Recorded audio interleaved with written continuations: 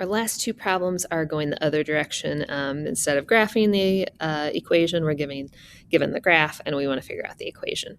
So we want to find a function that looks like this, f of x equals a cosine x plus d, that has this graph. So we need to figure out what the amplitude is and what the vertical shift is. So if we take a look at this graph, we can see that looks like that's 1. Here's -1, -2, -3, -4, -5. So I don't know if that was exactly right. Yeah, there it is. Okay. And then there's 0. Okay, so the middle of this looks like it's at -2, right? Yeah. Okay, so it's the cosine function, which obviously starts at its crest, and it has been shifted down 2. So we know that this is a -2. And then we want to find the amplitude. The amplitude is this distance here. So it looks like the amplitude is 3. So that's going to be the rest of this. So our equation is 3 cosine x minus 2.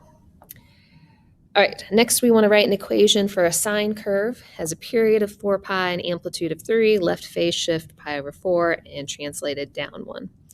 So this has got everything. Let me write everything down. We wanted they told us it was a sine curve. So it looks like this. Let's fill in the easy things. Vertical translation, down 1. So we know that's a -1. A left phase shift of pi over 4. So if it's going left, that's going to be plus pi over 4. Now I'm going to skip the b. That's the hardest one to do. Amplitude is 3.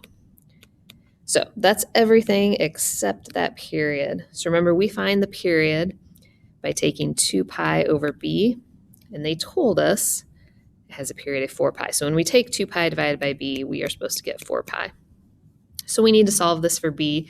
You may be able to just look at this and figure out what it is, but if not, you're going to multiply both sides by b. So we get 2 pi equals 4 pi b, and we're going to divide both sides by 4 pi. So b turns out to be 1/2. Just pop that in here. And this is the equation of that sine curve.